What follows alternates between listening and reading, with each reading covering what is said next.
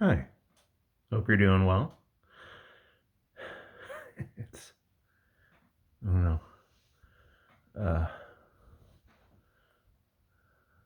maybe 3 degrees out, something like that. Thankfully, not in here, but a blanket helps. So, since American democracy is, I believe, under unprecedented attack, the word coup has been used, um, helpfully by experts uh, who whose opinions I trust. It's helping me to um, look at how poetry has helped me and continues to help me experience democracy. And by democracy, I personally mean the experience of equality with other people, other human beings. And so in this video, I plan to talk about how I've experienced that in the poetry of Ovid. And this is, as always, just my own understanding. And Ovid was not on my PhD comprehensive exam reading list. I believe that that work put me in a good position, or a better position than I had been in for sure, to appreciate his poetry. And hopefully that gives me something helpful to share about it. And first, what I understand about Ovid's biography helps me to talk about his biography, or the part of it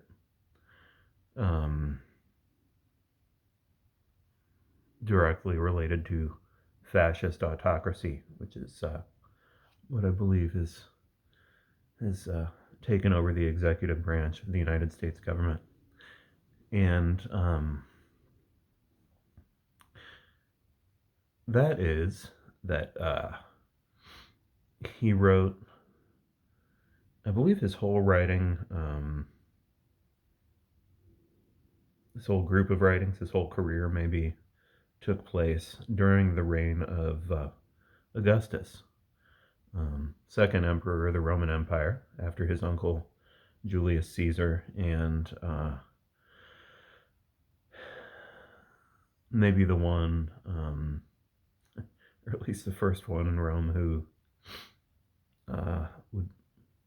was most dictatorial, most fascist, really presented himself as like everything to the Roman people and Roman colonies, groups of people conquered by the Roman Empire. Maybe a malignant narcissist like Trump. And he had, maybe he had poetry on his side to some extent. Nothing against Virgil, I guess. Just Virgil was maybe the world's first poet laureate. And his epic, the Aeneid, was sort of Rome's version of the Iliad, pretty explicitly. And so maybe, I guess, like Trump has been trying to do with the NEA and the Kennedy Center or whatever else.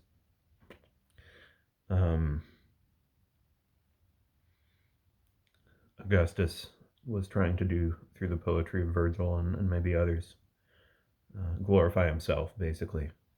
And Ovid's poetry maybe from the start, at least of what was published, did not go along with that.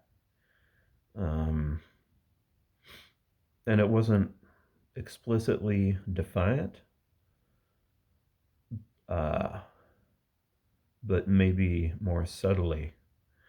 He published two books of poems that were about um, kind of doing what one wanted to sexually.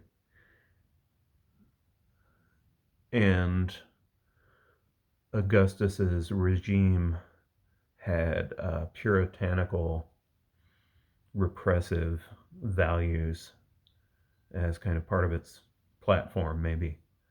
Um,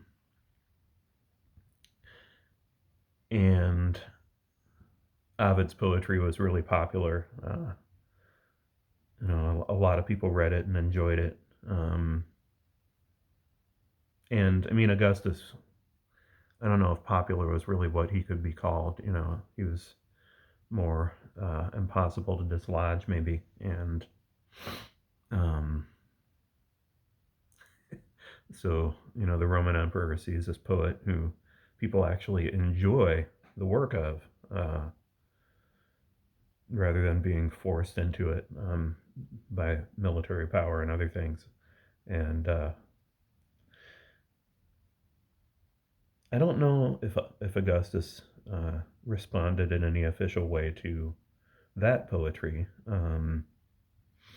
He seems to have, from what I've learned, to have responded that way to what's been called Ovid's epic, the Metamorphoses, the long poem that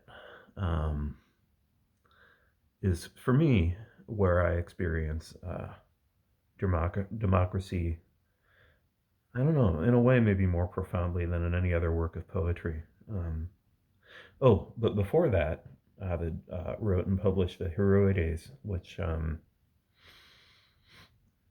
to me brought democracy to literature of the past.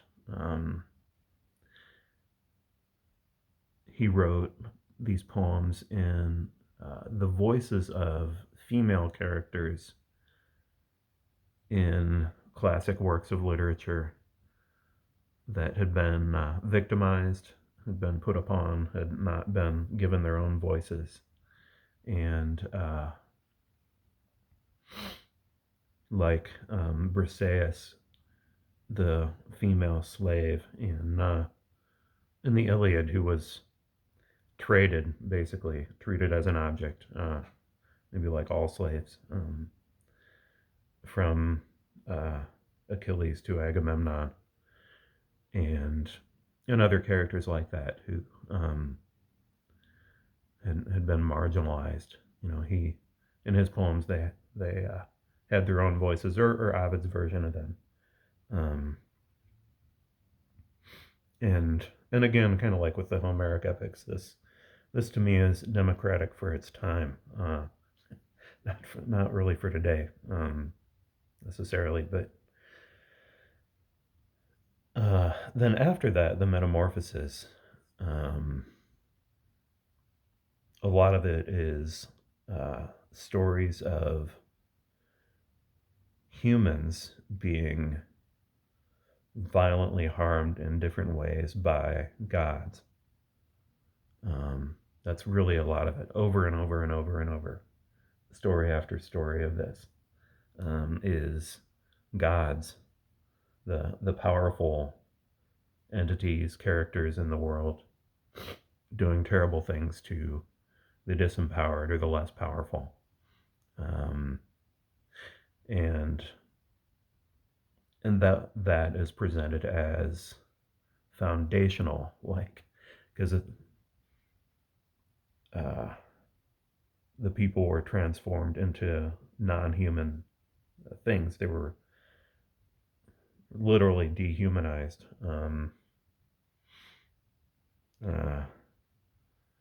See, Daphne was turned into a laurel tree, and many, many others.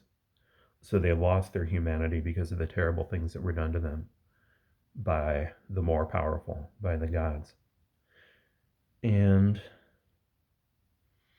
I mean, there's a whole lot more to the Metamorphosis, but that repeated uh, presentation of inequality and the terrible effects of inequality on uh, those with less power is, for me, a, a profoundly and powerfully democratic reading experience, because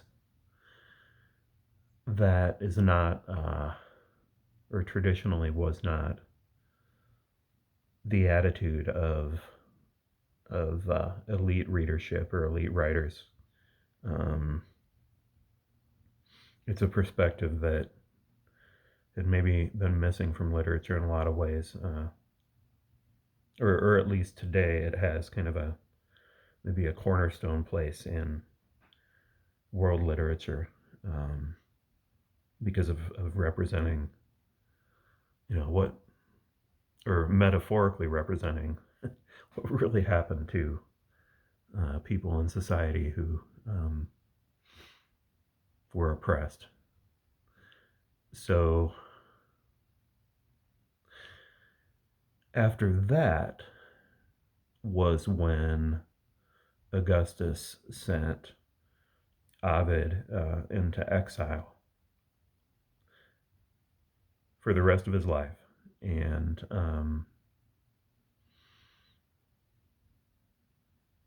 it's not clear from the history that I've read that it was a direct response to that. There was a scandal involving Augustus's daughter and sex that may have implicated Ovid's poetry about sex, and so that could have played a part as well. And this is just from the little that I know, as not being a classical historian at all, as a poet, reader of poetry, the PhD in it, that did some reading of history. So Ovid, after being sent into exile, wrote, let's see, the Tristia, a group of poems expressing his feelings about being sent into exile. Tristia, sad or sadness, in Latin. My Latin's not very good. I had a very good class. It's just been a while. But it's kind of hitting home for me today that, at least personally, his talking about his own emotions, which might have been kind of the disempowered parts of himself, might have been kind of a democratic event too. And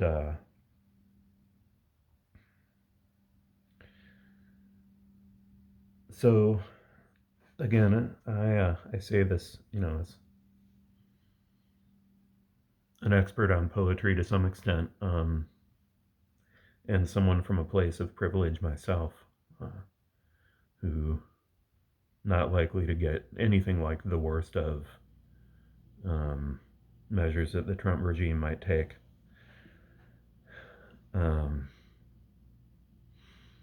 But this poetry, I believe, was revolutionary for its time, and also maybe like the Homeric epics. Reading it helps me kind of let go of some of the imperial Romanness in myself, that may have been transmitted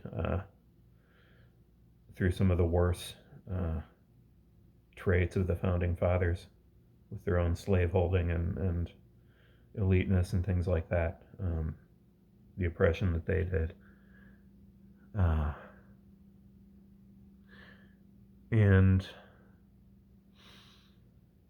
I'm helped by remembering this simply the first two words of the Metamorphosis, in Noem, into the new, which for me is kind of a helpful invitation into the present moment, which is, as poetry has helped me to see, not ruled by anybody. Thanks.